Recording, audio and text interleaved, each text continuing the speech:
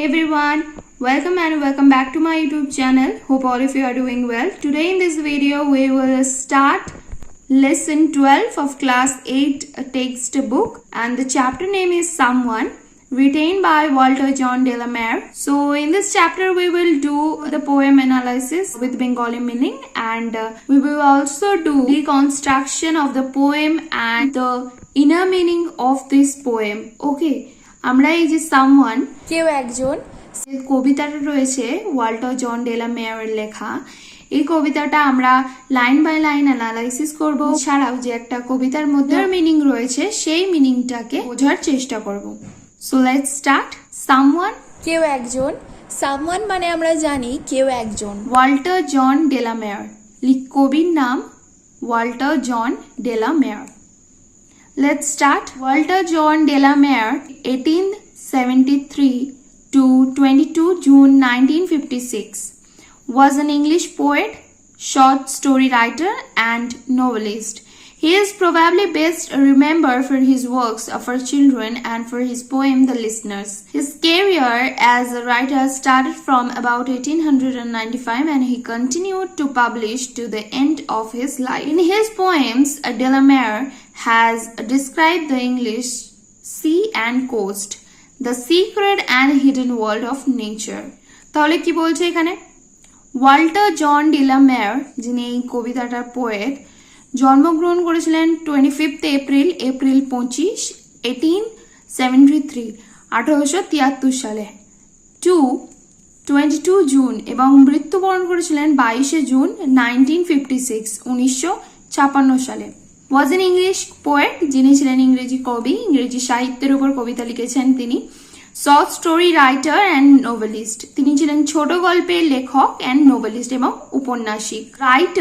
Writer মানে লেখক, short story ছোট গল্প, নোভেলিস্ট উপন্যাসিক। He is probably best remembered for his works for children and for his poem the listeners. He is probably, সম্ভবত, best remembered, সব থেকে বেশি স্মরণে রয়েছেন for his works for children, শিশুদের লেখার জন্য। তাহলে তিনি সব থেকে বেশি স্মরণে রয়েছেন বা মনে রাখা হয়েছে তাকে সব থেকে বেশি, সম্ভবত শিশুদের জন্য যেসব লেখাগুলো তিনি লিখেছেন সেই জন্য। অ্যান্ড এবং ফর হিজ পোয়েম, এবং তার কবিতা দ্য লিসনার্স, শ্রোতাদের নিয়ে। His career as a writer, তার কর্মজীবন, ক্যারিয়ার মানে কর্মজীবন, ওকে, তার কর্মজীবন অ্যাজ এ রাইটার, একজন লেখক হিসেবে স্টার্টেড, শুরু হয়েছিল ফ্রম অ্যাবাউট 1895, শুরু হয়েছিল সম্ভবত 1895 থেকে। অ্যান্ড এবং হি কন্টিনিউড টু পাবলিশ, এবং তিনি শুরু করেছিলেন টু পাবলিশ, প্রকাশ করতে, to the end of his life, তার শেষ জীবন অবধি। তার লেখাকে নিয়ে তার যে কর্মজীবনটা রয়েছে সেটা শুরু হয়েছিল সম্ভবত 1895 সালে এবং এটা চলেছিল সে তার জীবনের শেষ নিঃশ্বাস অবধি। ক্যারিয়ার মানে কর্মজীবন, রাইটার মানে লেখক, স্টার্টেড শুরু হয়েছিল, ফ্রম থেকে, অ্যাবাউট প্রায় বা সম্ভবত, হি কন্টিনিউড শুরু করেছিলেন, পাবলিশ প্রকাশ, টু পাবলিশ মানে প্রকাশ করতে, to the end of his life তার শেষ জীবন পর্যন্ত। ইন হিজ পোয়েমস, তার কবিতাগুলিতে, ডেলামেয়ার হ্যাজ ডেসক্রাইবড, ডেলামেয়ার বর্ণনা করেছেন, দ্য ইংলিশ সি, ইংরেজি সমুদ্র, অ্যান্ড কোস্ট এবং উপকূল, the secret and hidden world of nature, secret গোপনীয়তা, and hidden world of nature মানে প্রকৃতির মধ্যে লুকিয়ে থাকা জগৎকে, এই বিষয় নিয়েও তিনি লিখেছেন। তাহলে আমরা ডেলামেয়ার সম্পর্কে অনেক কিছুই জেনে গেলাম। তিনি একজন ইংরেজি কবিতা লেখার সাথে সাথে একজন ছোট গল্পের লেখক ছিলেন, এমনকি তিনি ঔপন্যাসিক ছিলেন। তিনি শিশুদের জন্য মূলত বেশি কাজ করেছেন। দ্য লিসনার্স হচ্ছে তার অন্যতম শিশুদের জন্য লেখা একটা কবিতা সমগ্র। এছাড়াও তিনি 1895 সালে তার কেরিয়ার বা তার কর্মজীবন শুরু করেছিলেন লেখার উপরে মূলত, এবং তিনি সেটা শেষ নিঃশ্বাস পর্যন্ত চালু রেখেছিলেন। এছাড়াও তিনি ইংরেজি, সমুদ্র সৈকত এইসব বিষয়ে, এছাড়াও গোপনীয়তা, প্রকৃতির মধ্যে লুকিয়ে থাকা যে পৃথিবী রয়েছে সেই সম্পর্কেও তিনি লিখেছেন। এমনকি তিনি সুপার ন্যাচারাল বিষয় নিয়েও তিনি লিখেছেন। তাহলে let's see what are the things that makes a forest interesting at night. কি হচ্ছে সেই সব জিনিসগুলো যেসব জিনিস ফরেস্ট বা জঙ্গলকে ইন্টারেস্টিং বা আকর্ষণীয় করে তোলে অ্যাট নাইট, রাত্রিতে। Would you prefer staying alone in a forest at night? Would you prefer, তুমি কি পছন্দ করবে staying, থাকতে alone, একাকী in a forest, একটা জঙ্গলে at night, রাত্রিতে, or অথবা would you like to have your friends with you, অথবা তুমি পছন্দ করবে তোমার বন্ধুদের সাথে থাকতে, তোমার বন্ধুদেরকে তোমার সাথে থাকতে। তাহলে তুমি কি একাকী পছন্দ করবে নাকি বন্ধুদের সাথে থাকতে পছন্দ করবে? Give reasons for your answer. কেন পছন্দ করবে সেই সম্পর্কে একটা যুক্তি দাও, এবং কেন পছন্দ করবে it's up to you guys. So let's read our poem and after that we will do the deconstruction of our poem. Okay, someone came knocking at my way, small door, someone came knocking, I'm sure.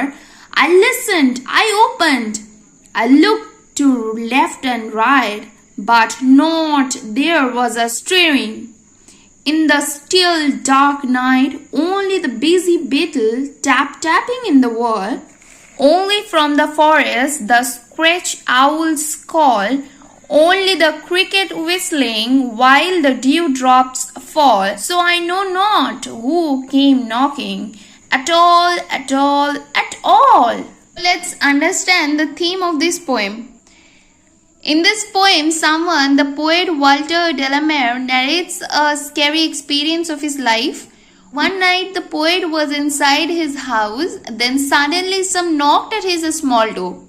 That night was very dark and still, but to his surprise and horror, when he opened the door, he saw no one. Someone কবিতাটি কবি Walter জন ডেলামেরের লেখা। এখানে তিনি তার scary experience share করছেন রিডার্সদের সাথে, আমাদের সাথে। তিনি একদিন তার কোজি কমফোর্টেবল ছোট কটেজে ছিলেন, যে তিনি একদিন তার ছোট্ট কুঠুরটাতে ছিলেন, সেটাতে একটা স্মল ডোর ছিল। সেই দরজাতে হঠাৎ করে কে যেন নক করেছে, এবং তিনি যখন বাইরে বেরিয়ে এলেন এবং তিনি দেখলেন কেউ নেই সেখানে কেউ উপস্থিত ছিল না। কিন্তু সেই রাত্রিটি ছিল একটা স্থির, অন্ধকারাচ্ছন্ন, আতঙ্কপূর্ণ এবং রহস্যজনক রাত্রি।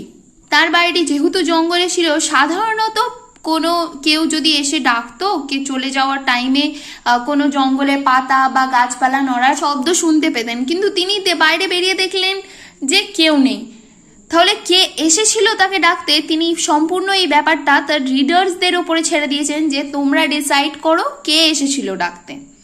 ওকে, before moving on to our poem, let's do deconstruction of the rhyming pattern of this poem. মানে এই পোয়েমটার যে রাইমিং প্যাটার্ন কি কি রয়েছে চলো আমরা দেখে নিই। তাহলে আমরা এই পোয়েমটা যদি দেখি, মূলত দুটো রাইমিং প্যাটার্ন দেখতে পাবো, একটা হচ্ছে স্ল্যান্ট রাইম, একটা এন্ড রাইম। এবার আমরা একটু ডিটেলসে বুঝে নেওয়ার চেষ্টা করব যে স্ল্যান্ট রাইম কাকে বলে এবং এন্ড রাইম কাকে বলে। স্ল্যান্ট রাইম মানে হচ্ছে যেখানে কবিতার মধ্যে ওয়ার্ড ম্যাচ করে অথবা করে না, মানে ম্যাচিং করে করে কবিতার হয়তো লেখা হতে পারে, আবার নাও থাকতে পারে। আমাদের কবিতাতেও সেরকমই অনেকগুলো ডিভাইস ইউজ করা হয়েছে। এখানে আমরা দেখতে পাচ্ছি সামওয়ান কেম নকিং, এখানে নকিং NOCKING, শেষে ইং রয়েছে। তেমনি আমরা কিছু লাইন যাওয়ার পরেই দেখতে পাচ্ছি but not there was a stirring, তাহলে এখানেও আমরা শেষে ইং পাচ্ছি, নকিং, স্টিরিং। সিমিলারলি আমরা যদি এই পাতায় চলে আসি, আমরা দেখতে পাবো whistling, only the cricket whistling while the dewdrops fall, so I know not who came knocking. Whistling, knocking, শেষেও ইং, লিং, এরম টাইপের অনেকটা সিমিলার ওয়ার্ড পাচ্ছি, এখানে ওয়ার্ডগুলো ম্যাচ করছে অথবা করছে না। এরকম রাইমিং প্যাটার্নকে আমরা বলবো স্ল্যান্ট রাইম। ওকে, নেক্সট আরেকটা রাইম প্যাটার্ন, সেটা হচ্ছে এন্ড রাইম। কবিতাতে লাইনের শেষে দুটি ওয়ার্ড প্রায় সিমিলার বা সিমিলার থাকবে। যেমন তোমরা ফার্স্ট লাইনটা দেখতে পাবে, someone came knocking, knocking at my wee small door, someone came knocking. এখানে যে নকিং ওয়ার্ডটা রয়েছে এখানেও নকিং ওয়ার্ড রয়েছে, মানে নকিং নকিং দুটোই সিমিলার ওয়ার্ড ইউজ করেছেন কবি। নেক্সট আমরা যদি দেখতে পাই, tap tapping in the wall only the forest the scratch owls call। এখানে ওয়াল অ্যান্ড কল দুটো ওয়ার্ডই সিমিলার, অনেকটা সাউন্ড করছে কি সিমিলার সাউন্ড করছে। while the dew drops fall so I know not who came knocking at all at all at all। তাহলে এখানে fall at all একই লাগছে, সাউন্ড করছে একই রকম। তাহলে আমরা যদি পরস্পর উচ্চারণ করতে থাকি তাহলে knocking knocking, wall, call, fall, at all, তাহলে সবই একরকম টাইপেরই লাগছে আমাদের। তাহলে এই যে টোটাল পোয়েমটা রয়েছে আমরা বলতে পারি this poem is written 16 lines and this poem is a mixing of slant rhyme and end rhyme. এটা স্ল্যান্ট রাইম এবং এন্ড রাইমের একটা মিক্সিং। ছাড়াও এই পুরো কবিতাটিতে কবি সিং সং প্যাটার্ন ইউজ করেছেন, সিং সং প্যাটার্নে কবি লিখেছেন। মূলত যেহেতু তিনি এটা লিখেছেন চিলড্রেনদের জন্য এবং যাতে চিলড্রেনরা বেশি এনজয় করে, বেশি তাদের মজা লাগে, তাদের আনন্দ হয় তাই এই কবিতাটা সিং সং প্যাটার্নে লেখা। এই কবিতাটা 16 লাইনের কবিতা হওয়া সত্ত্বেও এর খুবই গুরুত্বপূর্ণ তাৎপর্য রয়েছে। Let's analysis the line by line, then তারপরে আমরা যে কবিতার মধ্যে আক্ষরিক অর্থ রয়েছে বা ইনার মিনিং রয়েছে সেটা বুঝবার চেষ্টা করব। Someone came knocking at my wee small door. Someone মানে কেউ একজন, কেম নকিং, কেম হচ্ছে কামের পাস্ট ফর্ম, নকিং ঠক ঠক শব্দ করা। তাহলে কেউ একজন এসে ঠক ঠক শব্দ করেছিল। অ্যাট মাই উই আমার ছোট্ট, স্মল ডোর ছোট দরজায়। এখানে দেখতেই পাচ্ছ উইটা পিঙ্ক কালিতে হাইলাইট করা আছে এবং ওয়ার্ড নেস্টে দেওয়া আছে ভেরি স্মল, মানে খুব ছোট, একদম ছোট্ট। এবং উইটা একটা স্কটিশ অ্যাডজেক্টিভ কবি এখানে ইউজ করেছেন একদম ছোট বোঝানোর জন্য, খুব ছোট বোঝানোর জন্য। তাহলে সামওয়ান কেম নকিং কেউ একজন এসেছে ঠক ঠক শব্দ করেছে। অ্যাট মাই উই আমার ছোট্ট ছোট দরজায় স্মল ডোর। এখানে কবি তার জঙ্গলের মধ্যে একটা ঘর রয়েছে, একটা ছোট ঘর রয়েছে, কুড়ে ঘর রয়েছে, কোজি কমফোর্টেবল সাজানো গোছানো একটা ঘর রয়েছে এবং তাতে একটা ছোট দরজা রয়েছে, একদমই ছোট দরজা। সেখানে একজন কেউ এসে হঠাৎ নক করেছে।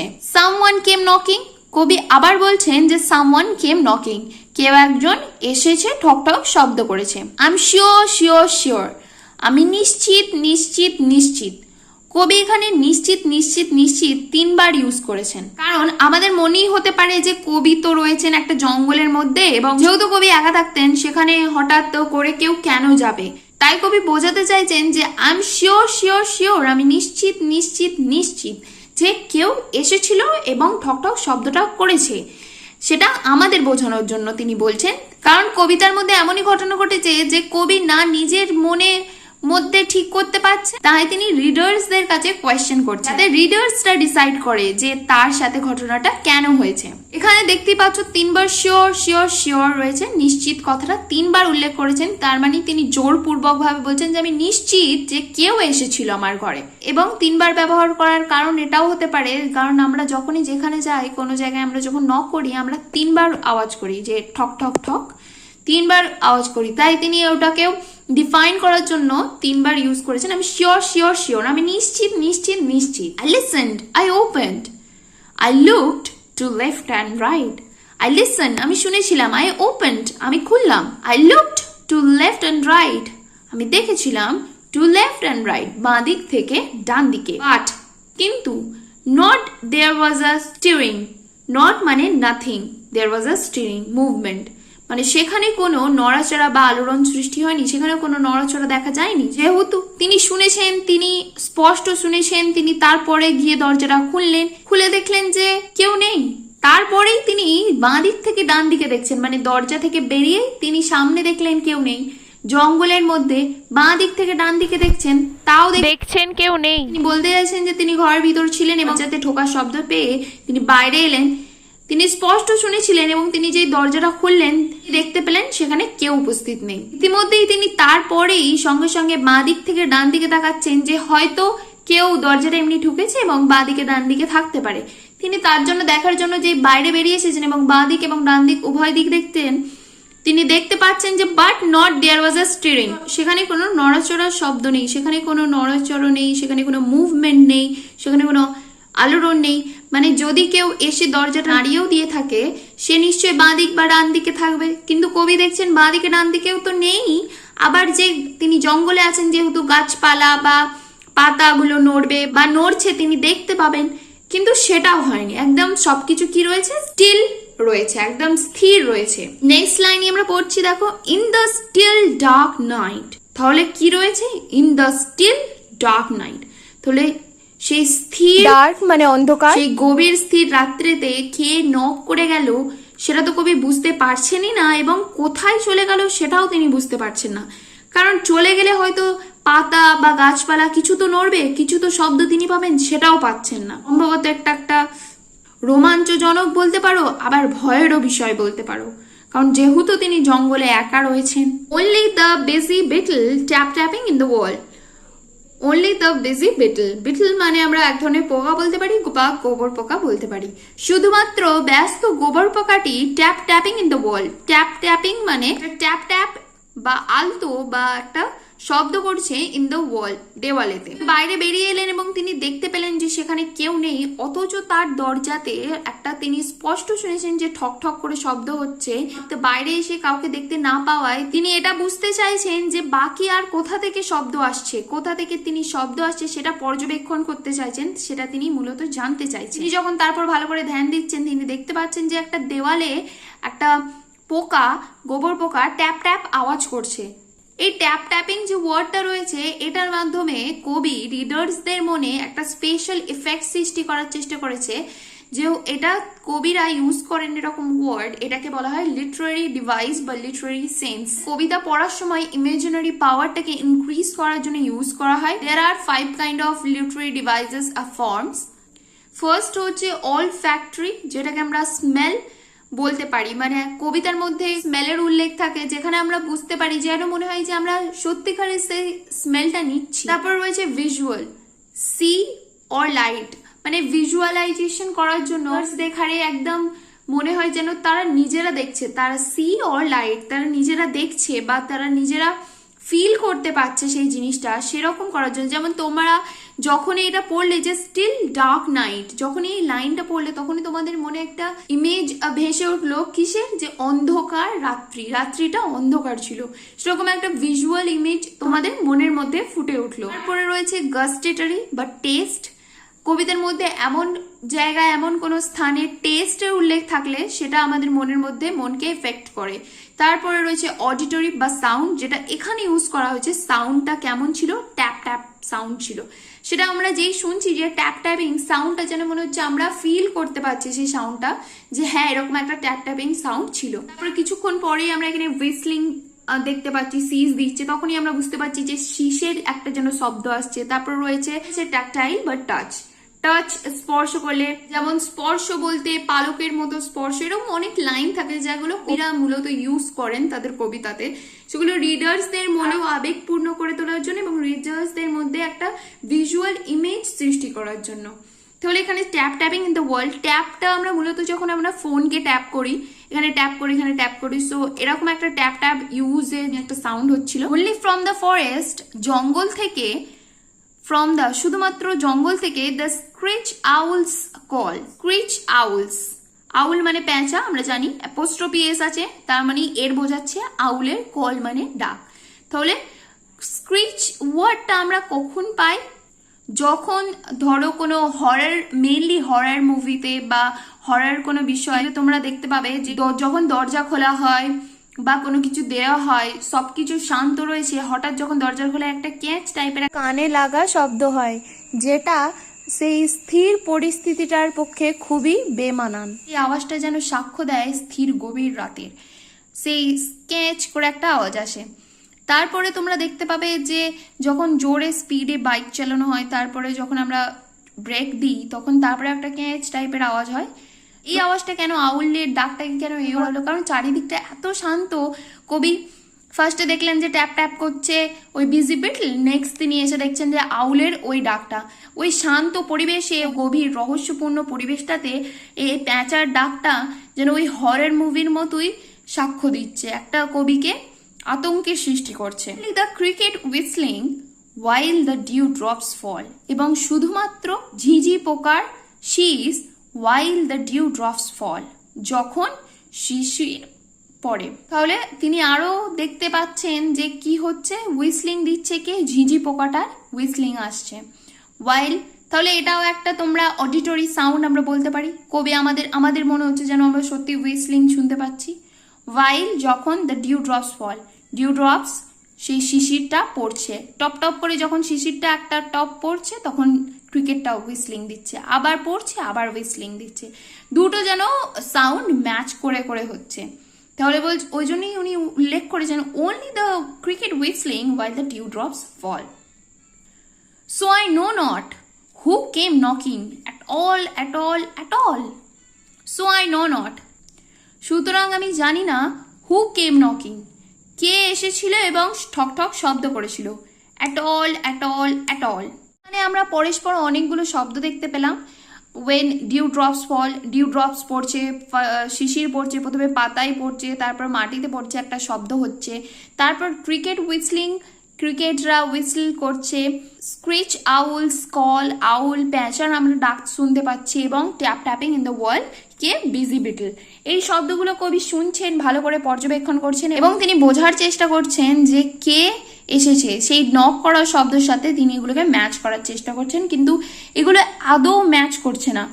তাই তিনি ফার্স্টেই যখন লিখেছেন যে আমি শিওর শিওর শিওর যে আমাকে নক করে গেছে, কিন্তু এগুলোর সাথে কোনোটাই ম্যাচ করছে না। নেক্সট লাইনে তিনি বলছেন so I know not who came knocking. So সুতরাং আমি জানি না হু কেম নকিং, কে এসেছিল এবং কে ঠক ঠক শব্দ করেছিল।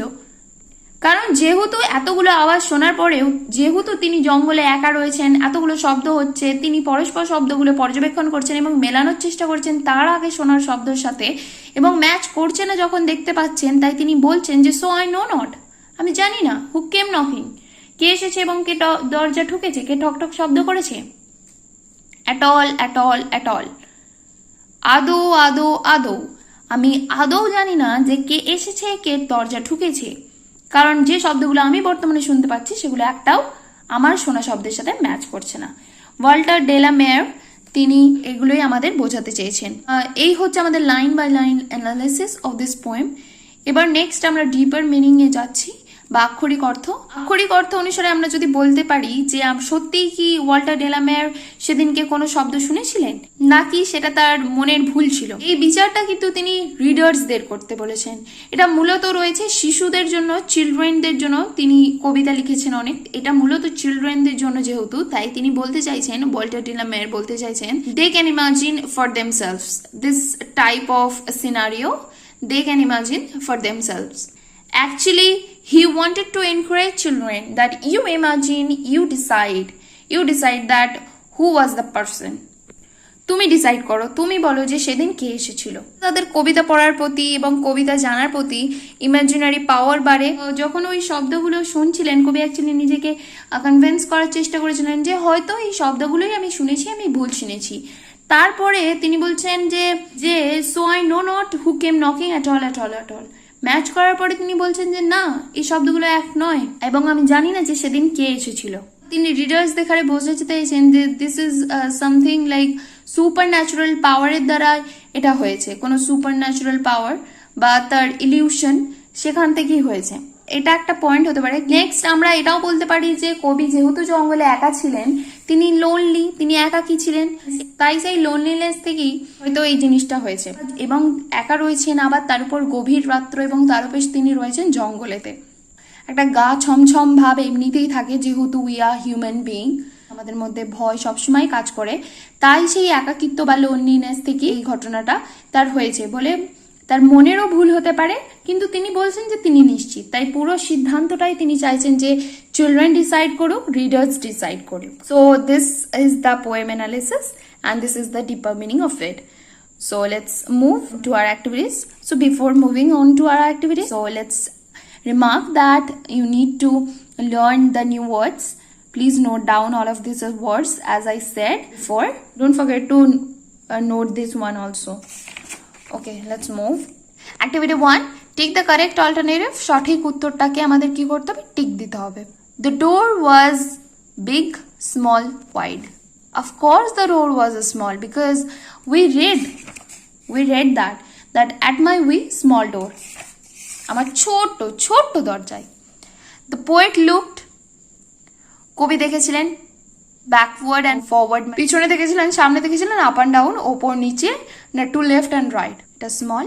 Two left and right of course, এটাতে টিক দেবে ভালো করে. The busy beetle was tap-tapping in the busy beetle, গোবর পোকা বা পোকাটা was tap-tapping, tap করছিল in the wall door window. ওয়ালে অফকোর্স, দেওয়ালে. যখন তিনি বেরিয়ে এলেন, তিনি শব্দ শোনার জন্য যে আর কি কি শব্দ হচ্ছে, তখন তিনি দেখতে পাচ্ছেন যে ট্যাপ করছে ওয়ালেতে busy beetle. Next, the cricket was singing, whistling, chirping. Cricket কি করছিল? গান করছিল. মানে ঝিঝি পোকা কি করছিল? গান করছিল, না সিজ দিচ্ছিল, না চির্প করছিল, কিচিরমিচির শব্দ করছিল. কোর্স হুইসলিং, সে সিজ দিচ্ছিল.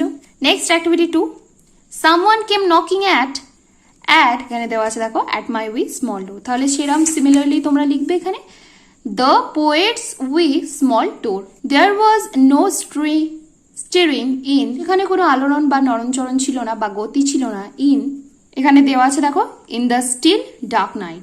তাহলে এখানে আমরা কি লিখবো? In the still dark night. The poet, কবি শুনেছিলেন স্ক্রিচ আউলস কল, যার সেই স্ক্রিচ ডাক from only from the forest. তাহলে এখানে আমরা লিখে দেবো from only the forest. Next রয়েছে the poet did not know, কবি জানলেন না. কি জানলেন না কবি? দেওয়া আছে দেখো, so I know not who came knocking. তাহলে কবি জানলেন না হু কেম নকিং, কে এসেছিল এবং ঠক শব্দ করেছিল. সো এখানে উত্তরটা হবে the poet did not know, কবি জানলেন না হু কেম নকিং, কে এসেছিল এবং ঠক শব্দ করেছিল. At his door at all. Next activity 3, answer the following questions. নিম্নলিখিত প্রশ্নের উত্তর দাও. Who do you think came knocking at the poet's small door? যেহেতু এই কবিতার রিডার্সদের মূলত ডিসাইড করতে হবে, তুমি কাকে মনে করো যে এসেছিল এবং ঠক শব্দ করেছিল at the poet's small door, কবির সেই ছোট্ট দরজাতে. ঠিক আছে? I think the poet was sure that someone was knocking on his door again. He could feel something uncanny in the stillness and darkness of the night. Mysterious surroundings prevailed, so the uncertain knocking on the door actually heightens the supernatural atmosphere. Next activity 4, fill in the following chart with information from the text. Text থেকে information নিয়ে আমাদের এই চার্টটাকে পূরণ করতে হবে. Someone, who, K, did what, কি করেছে. Someone was knocking at the poet's small door. Beetle কি করেছে? was a tapping on the wall. Owl was calling, সেই স্ক্রিচ ভাবে সে কল করছিল. Cricket was whistling. Okay, next আমরা চলে যাব activity 5 A. So the following questions, নিম্নলিখিত প্রশ্নগুলির উত্তর দাও. What did the poet do after he heard the knocking on the door? Poet, কবি কি করেছিল এই ঠক শব্দটা শোনার পরে সেই দরজাটাতে? কবি কি করেছিল চলো দেখে নিই. The poet opened the door and looked to left and right after he heard the knocking on the door.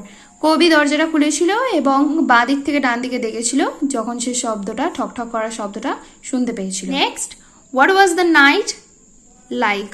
রাত্রিটা কেমন ছিল? The night was still and dark. রাত্রিটা ছিল স্থির এবং অন্ধকার. Name the insect mentioned in the poem. কীটগুলোর নাম বলো যেগুলো এই কবিতাটাতে উল্লেখ করা আছে. Beetle and the cricket were the insects mentioned in the poem.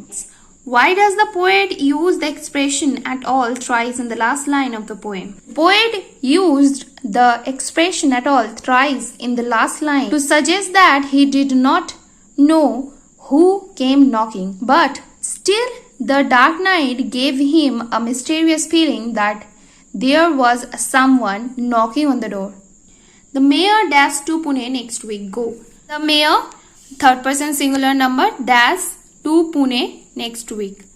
তাহলে এখানে গো দেওয়া আছে, গো মানে যাওয়া। নেক্সট উইক যেহেতু বলেছে আমাদের ইভেন্টটা নিশ্চিত করা আছে, তাহলে এখানে আমরা প্রেজেন্ট কন্টিনিউয়াস টেন্স ইউজ করতে পারি, যেহেতু আমরা আগে অনেকবার ইউজ করেছি এবং এটা গ্রামাটিক্যালি কোনো ভুল হবে না, কারণ গ্রামারে এরকমই বলা আছে। অথবা তোমরা ফিউচার টেন্সও ইউজ করতে পারো, যে যাবে। করতে পারি the mayor is going to Pune next week, or the mayor will go to Pune next week. By next December থেকে we dash here for 3 years. আমরা স্টে দিয়ে আছে, স্টে মানে থাকা, আমরা থাকবো বা আমরা থাকছি, হেয়ার এখানে ফর 3 years 3 বছর। তাহলে এখানে আমরা করতে পারি যে we will be staying by next December, we will be staying here for 3 years. Perhaps সম্ভবত they dash Dooars letter. Perhaps সম্ভবত, দে, যেহেতু এটা সম্ভবত আছে, কোনো নিশ্চিত ঘটনাবলী নেই বা কোনো নিশ্চিত কোনো ইভেন্টকে বোঝাচ্ছে না, তাই আমরা এখানে করব দে উইল ভিজিট। পারহ্যাপস সম্ভবত they will visit Dooars later, তারা ডুয়ার্সে পড়ে যাবে। The boy dash television since morning. তাহলে এখানে ওয়াচ দেখা, the boy has been watching television since morning, মানে ছেলেটি সকাল থেকে টিভি দেখছে। এটা present perfect continuous tense. Next আমরা অ্যাক্টিভিটি 6 এ চলে যাবো। In the phrases and state the kind of phrases they are. In the following সেন্টেন্সের নিম্নলিখিত বাক্যগুলিতে আন্ডারলাইন করতে হবে আমাদের, কোনটা ফ্রেশ সেটা খুঁজে বার করতে হবে এবং বলতে হবে যে কোন কি রকম ফ্রেশ রয়েছে এটাতে। He wanted to speak to his teacher, সে চেয়েছিল টু স্পিক বলতে টু হিজ টিচার, তার টিচারকে, তার শিক্ষককে। তাহলে এখানে টু স্পিক যেটা রয়েছে এটা একটা ফ্রেশ, এটা হচ্ছে নাউন ফ্রেশ। ওকে, এখানে লিখে দেবে noun fresh. At this moment it is raining hard, এই মুহূর্তটায় ইট ইজ রেনিং হার্ড, খুব জোরে বৃষ্টি হচ্ছে। তাহলে অ্যাট দিস মোমেন্ট আমরা আগেই ফ্রেশ শিখেছি, adverbial phrase. To do well in the competition is my aim, কম্পিটিশনে ভালো করাই হচ্ছে আমার লক্ষ্য। To do well, to do এটা হয়ে যাবে আমাদের noun phrase. Okay, next they live in a house made of wood, তারা একটা বাড়িতে থাকে যেটা কাঠের তৈরি। তাহলে এখানে মেড অফ উডস এটা আমাদের adjective fresh. 6C, in the following sentences underline the clauses and state what kind of clause they are. নিম্নলিখিত বাক্যগুলিতে ক্লজটা আমাদের খুঁজে বার করতে হবে এবং বলতে হবে যে কি ধরনের ক্লজ সেটা। তাহলে ফার্স্ট এটা, the child ran away as soon as she saw the strange man, শিশুরা দৌড়ে চলে গিয়েছিল as soon as যেই মাত্র she saw সে দেখেছিল the strange man, অপরিচিত মানুষকে, অদ্ভুত মানুষকে। as soon as যেই মাত্র, এটা একটা টাইমকে মেনশন করছে, যেই মাত্র। তাহলে এখান থেকে পুরোটা যে ক্লজটা হবে, এই ক্লজটা আমাদের অ্যাডভার্বিয়াল ক্লজ, যেহেতু টাইম বোঝাচ্ছে, time adverb. I saw an old woman, আমি দেখেছিলাম একজন বৃদ্ধ মহিলাকে, who was carrying a child, যে একটা শিশুকে বয়ে নিয়ে যাচ্ছে। তাহলে who was a carrying child এটা adjective clause. The dog follows his master, কুকুরটা অনুসরণ করে তার প্রভুকে, wherever he goes, যেখানেই সে যায়। তাহলে wherever স্থান বোঝাচ্ছে, তাহলে এটা হয়ে যাবে adverbial clause, adverbial clause. Place adverb বোঝাচ্ছে। 4, we all thought that it would not rain today, আমরা সবাই ভেবেছিলাম যে it would not rain today, আজকে বৃষ্টি হবে না। তাহলে দ্যাট যে, এখানে দ্যাটটা যে হিসেবে উঠে আসছে, তাই এটা পুরোটা হয়ে যাবে noun clause. Activity 6D, change the following sentences from the active to passive voice. তাহলে এটা ভয়েস চেঞ্জ করতে হবে আমাদের, সেন্টেন্সটাকে অ্যাক্টিভ ভয়েস থেকে প্যাসিভ ভয়েসে করতে হবে।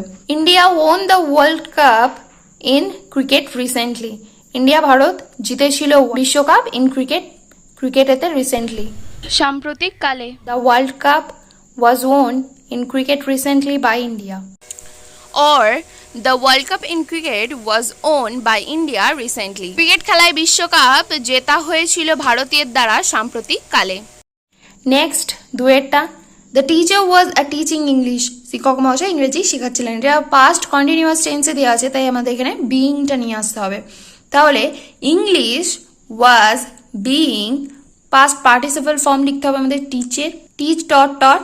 তাহলে English was being taught by the teacher. Rani is singing a beautiful song. রানী একটি সুন্দর গান গাইছে। তাহলে আমরা এখানে আছে present continuous tense. A beautiful song is being sung by Rani. The wind blew away the rooftops of the houses. Wind, বাতাস, blew away, বয়ে চলেছে rooftops of the house. বাড়ির ছাদগুলির উপর দিয়ে। তাহলে আমরা করব the rooftops of the houses were blown away by the wind. বাড়ির ছাদের উপরগুলি হাওয়া দ্বারা বাহিত হচ্ছে। Next, activity 7. Make meaningful sentences of your own with the following words. নিম্নলিখিত শব্দগুলো থেকে আমাদের meaningful sentences ব্যবহার করতে হবে। We মানে very small. We enter the tunnel through we opening. আমরা সুড়ঙ্গের মধ্যে প্রবেশ করেছিলাম ছোট্ট প্রবেশপথ দিয়ে। Steering, আলোড়ন বা গতি। His stirring speech heated the audience's imagination. তার আলোড়নমূলক বক্তব্য শ্রোতাদের মনের কল্পনা শক্তিকে উত্তপ্ত করেছিল। বিজি, বিজি মানে ব্যস্ত। হি ওয়াজ বিজি, সে ব্যস্ত ছিল। So he cancel the meeting, সুতরাং সে মিটিংটা বাতিল করে দিয়েছিল। ডিউ ড্রপস, শিশির ফোঁটা বা শিশির বিন্দু। Dew drops sparkled in the morning light, সকালের আলোয় শিশির ফোঁটা ঝলমল করেছিল। The dawn and the sunset both look beautiful. ভোরবেলা এবং সূর্যাস্ত উভয়ই দেখতে খুব সুন্দর। Discuss with your partner which of them you like better. Partner বা তোমার সহপাঠীকে জিজ্ঞাসা করো যে তুমি কোনটা বেশি পছন্দ করো। নেক্সট, লেটস ডু অ্যাক্টিভিটি 8 এ। Suppose you spend a moonlight night in a forest guest house. একটা ফরেস্টের গেস্ট হাউসে তুমি পূর্ণিমার রাত্রিটা কাটাচ্ছ। Write a paragraph about 80 words. একটা প্যারাগ্রাফ লেখা আছে শব্দের মধ্যে অন ইউর এক্সপিরিয়েন্স, অনুভূতি নিয়ে। মেনশন, উল্লেখ করো দ্য সাউন্ডস, সেই সব শব্দগুলো দ্যাট ইউ হার্ড, যেটা তুমি শুনেছিলে দেয়া সেখানে। অ্যাক্টিভিটি 8B, ইন অ্যাবাউট 80 ওয়ার্ডস, 80 শব্দের মধ্যে রাইট অ্যান অটোবায়োগ্রাফি, একটা আত্মজীবনী লেখো অফ অ্যান আউল, একটা প্যাচার এনজয়িং দ্য নাইট, রাত্রিটা কি করছে, এনজয় করছে, আনন্দ নিচ্ছে, রাত্রির মজা নিচ্ছে। Let's work together. Collect picture of insect, চিটেদের কালেক্ট করো, সংগ্রহ করো, and show them to your class, এবং তোমার ক্লাসকে দেখাও। Write 4 sentences on each type of insects you have collected. প্রত্যেকটা কীট বা প্রত্যেকটা পোকামাকড়কে নিয়ে 4টে করে সেন্টেন্স লেখো যেগুলো তুমি সংগ্রহ করেছো। So that's it for today's video. I hope this video is helpful to you, and don't forget to subscribe my channel, like, share with your friends, and you can leave a comment in the comment section. See you in my next video. Bye.